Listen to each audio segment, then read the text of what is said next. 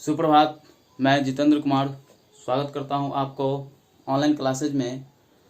आज मैं फिर से आपके सामने में एक नया वीडियो लेकर उपस्थित हूं और इस वीडियो के माध्यम से मैं बताने जा रहा हूं कक्षा 9वां की संख्या पद्धति।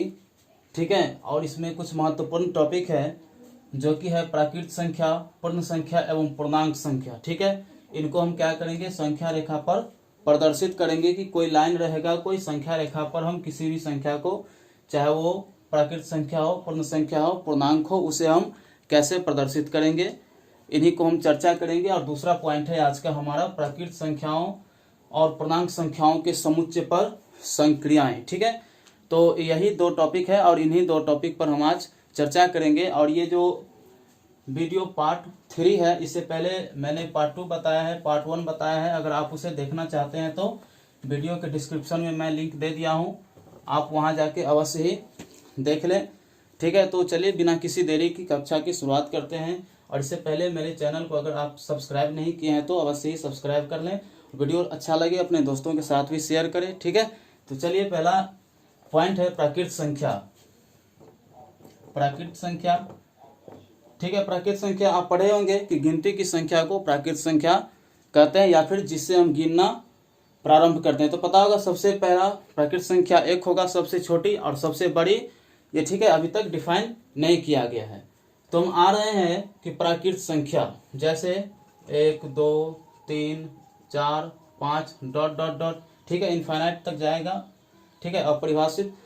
उसके बाद हम आ रहे हैं प्राकृत संख्या, इसको हम संख्या रेखा पर कैसे प्रदर्शित करेंगे। ठीक है, नंबर लाइन पर हम इसे कैसे प्रदर्शित करेंगे। तो देखिए, इसको समझने के लिए सबसे पहले क्या करते हैं, एक हम रेखा खींच लेते हैं। ठीक है, सीधी रेखा मैंने खींच लिया। इससे पहले आप जान लें तो ये प्राकृत संख्या है। प्राकृत संख्या को हम कैपिटल N से सूचित करते हैं। ठीक है, उसके बाद देखिए मैं आपको बता रहा हूं कि ये संख्या रेखा है, इस पर हम किसी भी प्राकृत संख्या को कैसे प्रदर्शित करेंगे। ठीक है, तो मान लेते हैं एक डॉट ले लेते हैं, पॉइंट ले लेते हैं, इसका नाम दे देते हैं O दे देते हैं। ठीक है, ठीक, मैंने एक पॉइंट और लिया, इसका नाम दे दिया मैंने A1।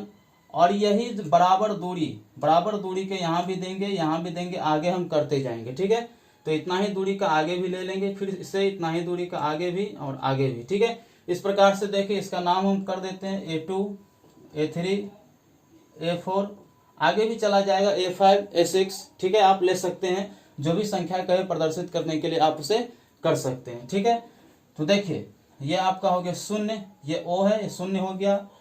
इसको मान लिए 1 2 3 4, यह एक निश्चित अनुपात में होगा। ठीक है, तो देख लीजिए यहाँ पर अगर बात करें तो हो जाएगा OA1 के बराबर हो जाएगा।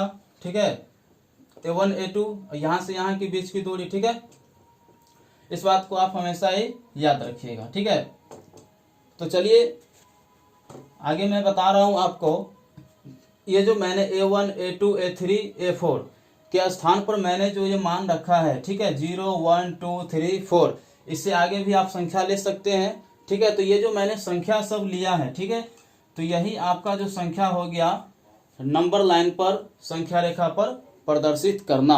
ठीक है, तो बहुत ही आसान है, आपको समझ में आ गया होगा। तो आपका जो दूसरा टॉपिक है वो है पूर्ण संख्या। पूर्ण संख्या को हम कैसे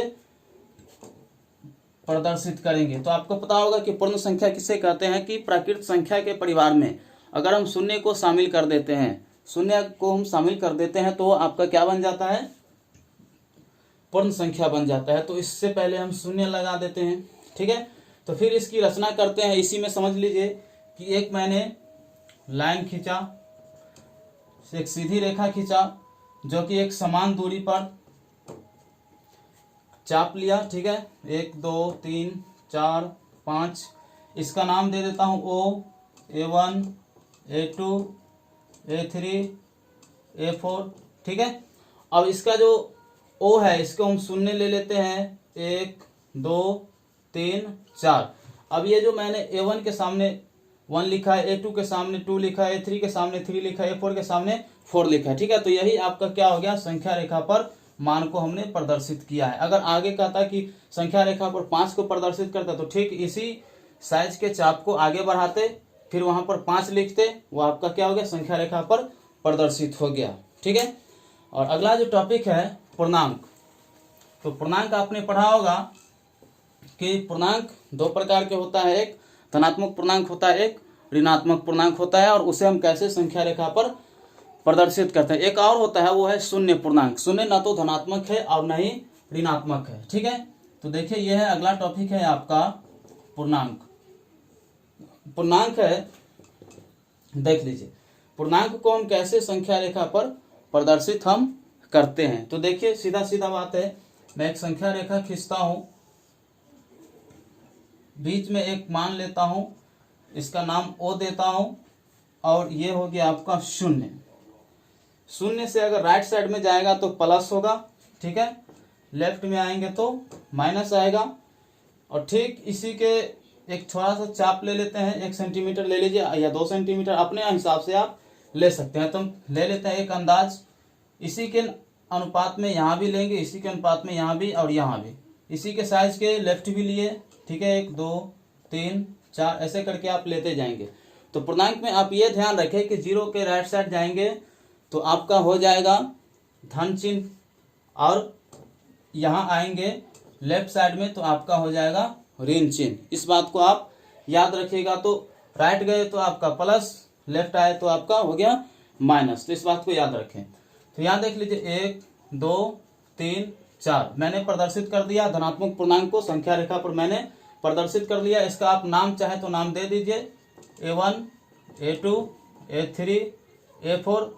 अब यहाँ देखिए ऋणात्मक संख्या को कैसे प्रदर्शित करेंगे, तो -1 -2 -3 -4 ये मैंने प्रदर्शित कर दिया। अब इसे आप नाम देना चाहते हैं तो दे दीजिए। इधर A1 A2 A3 A4 मैंने दिया है, तो अब इधर लिख दीजिए B1 B2 B3 B4। तो आपने देखा कि इस तरीका से हम संख्या रेखा पर किसी भी संख्या को क्या करेंगे, प्रदर्शित करेंगे, चाहे वो पूर्ण संख्या हो, प्राकृत संख्या हो या फिर पूर्णांक हो। ठीक है। तो मैं उम्मीद करता हूं आपको समझ में आ गया होगा।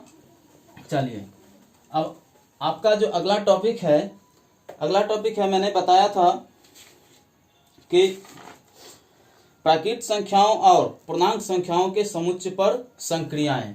ये टॉपिक है, लिख लीजिए आप, प्राकृत संख्याओं और पूर्णांक संख्याओं के समुच्चय पर संक्रियाएं। मैं यहाँ लिख देता हूं, प्राकृत संख्याओं और पूर्णांक संख्याओं के समुच्चय पर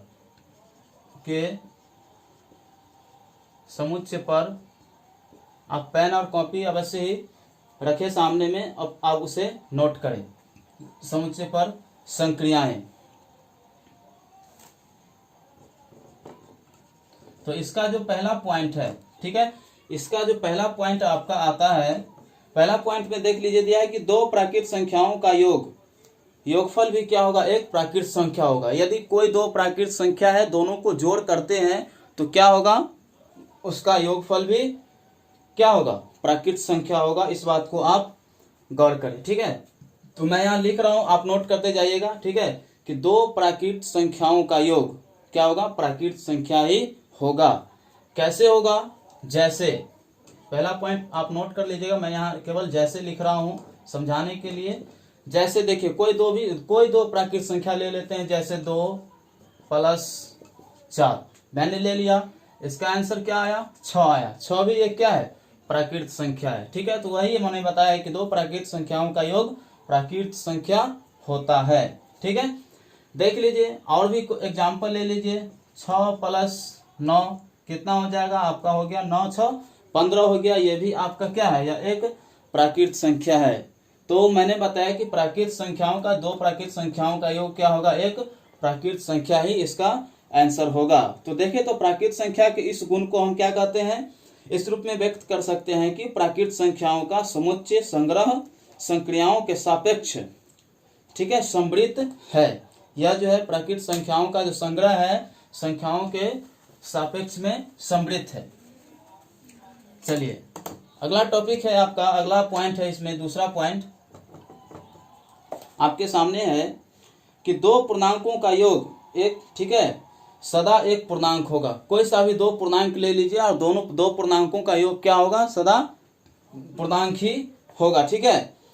उसके बाद साथ ही क्या है, दो पूर्णांकों का अंतर भी क्या होता है, एक पूर्णांक होता है। चाहे दो पूर्णांकों का योग कीजिए या फिर अंतर कीजिए, क्या होगा, पूर्णांक ही होगा। तो वही मैंने बताया था, पूर्णांकों का समुच्चय, ठीक है, मतलब इसको हम जेड से, पूर्णांकों के समुच्चय को हम क्या करते हैं, जेड से डिनोट करते हैं। जेड जोड़ और, ठीक है, घटाव की संक्रियाओं के सापेक्ष समवृत्त है। जैसे देख लीजिए, जैसे आपके सामने मैं लिख रहा हूं कोई सा भी पूर्णांक, 3 + 5 क्या हो गया, 8 हो गया।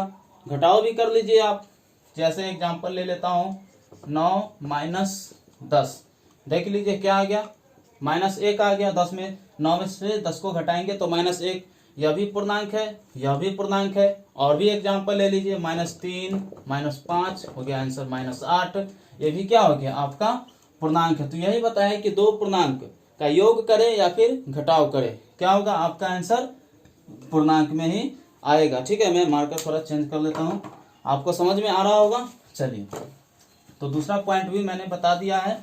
और तीसरा पॉइंट है, तीसरा पॉइंट आपके सामने में है कि पुनः यदि दो पूर्णांकों, पूर्णांक चाहे धन हो, ऋण हो या फिर शून्य हो, पूर्णांक चाहे धन हो, ऋण हो या शून्य हो, को गुणा किया जाए तो क्या होगा, प्राप्त संख्या भी पूर्णांक ही होगा। यदि पुनः क्या करते हैं हम, पूर्णांक को कोई सा भी दो पूर्णांक ले लेते हैं, उसे गुणा करते हैं पूर्णांक में, चाहे धनात्मक ले, ऋणात्मक ले या फिर शून्य ले, तो भी क्या होगा, पूर्णांक ही प्राप्त होगा, ठीक है। देख लीजिए कैसे होगा, जैसे ये तीसरा का मैं जैसे लिख रहा हूं, जैसे मैंने बताया है कि इसका पूर्णांकों का गुणनफल, जैसे चाहे वो ऋणात्मक हो, धनात्मक हो, कुछ भी हो, क्या होगा, पूर्णांक ही होगा। देख लीजिए जैसे 5 × 3 क्या होगा, 5 × 15, ये जो पूर्णांक आया ये भी क्या हो गया, आपका धनात्मक है। ऋणात्मक वाला ले लेते हैं इसमें गुणा में, इसी को ले लीजिए, 5 × -3, 5 × 15 -15 आंसर आ गया आपका, ये भी क्या हो गया, आपका पूर्णांक है। और भी ले लीजिए, -6 × -3 ले लीजिए, क्या होगा, 6 × 18।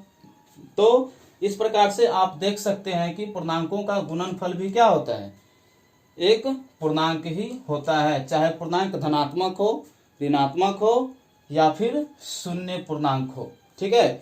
तो आपको समझ में आ गया होगा, ठीक है। अगला जो टॉपिक है, इससे पहले देख लीजिए, अतः इसको हम क्या कर सकते हैं कि अतः पूर्णांकों का समुच्चय जेड गुणन की संक्रिया के सापेक्ष भी समवृत्त है, ठीक है।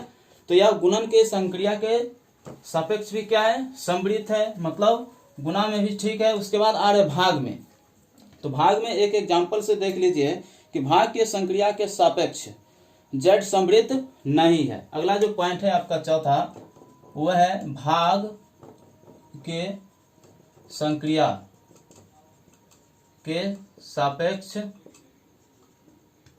समवृत्त नहीं है, ठीक है। नहीं है, क्यों नहीं है, क्योंकि अगर ये आवश्यक ही नहीं है, ठीक है, हो भी सकता है नहीं भी हो सकता, लेकिन अधिकतर केस में हम नहीं भी पा सकते हैं। देख लीजिए कैसे एग्जांपल, जैसे 4 है, ठीक है, और इसमें हम क्या कर रहे हैं, 5 से भाग दे रहे हैं, तो ये आवश्यक नहीं है कि जो संख्या हमको भागफल प्राप्त होगा वह पूर्ण संख्या ही प्राप्त होगा, ठीक है। तो देख लीजिए जैसे 5 में हम देंगे तो यहाँ पर पॉइंट लगाना पड़ेगा, 0 होगा, 5 × 8 = 40 होगा, ठीक है, तो कट गया। तो देख लीजिए यह क्या है, पूर्णांक भी नहीं है, न पूर्ण संख्या है, ठीक है। तो इसको, इस अभाव, ठीक है, इसी अभाव को पूरा करने के लिए क्या किया गया है, इस अभाव का निदान करने के लिए एक दूसरी संख्या, ठीक है, दूसरी तरह की संख्या का कल्पना किया गया है, और जिस संख्या का नाम क्या है, परिमेय संख्या, ठीक है, जिस संख्या का नाम क्या है, परिमेय संख्या। तो आपको समझ में आ गया होगा। एक और कोई सा एग्जांपल ले लीजिए, जैसे मैं ले लेता हूं 7 है, ठीक है, इसको हम क्या कर रहे हैं, 3 से डिवाइड किया तो 3 दूना हो गया 6, 1 बचेगा, फिर एक यहाँ पर पॉइंट लगाना पड़ेगा, ठीक है, 0 होगा, 3 × 9 होगा, फिर यहाँ पर 1 होगा। तो देख सकते हैं इस प्रकार की कि भाग के संक्रिया के सापेक्ष समवृत्त नहीं है, मतलब ये एक्यूरेट मान नहीं दे रहा है। तो इसको हम पूरा करने के लिए क्या किया है, इसी अभाव के कमी को पूरा करने के लिए महान गणितज्ञों ने क्या किया है कि परिमेय संख्या का निर्माण किया है। और आपने पढ़ा होगा कि परिमेय संख्या क्या होता है, ऐसी संख्या जिसे हम p बाई क्यू के रूप में लिख सके, जहां पर p और q पूर्णांक है, ठीक है, और q बराबर नॉट जीरो। तो मैं उम्मीद करता हूं आपको बहुत ही अच्छा से समझ में आया होगा। आज का हमारा यही मुख्य टॉपिक था, ठीक है। अगर आपको लग रहा है कि कहीं पर कुछ मिस्टेक हुआ है तो आप हमें कमेंट बॉक्स में कमेंट करके बताएं, मैं उसे अगले वीडियो में सुधार कर दूंगा, ठीक है। तब तक के लिए okay, take care, all the best, have a nice day, good night.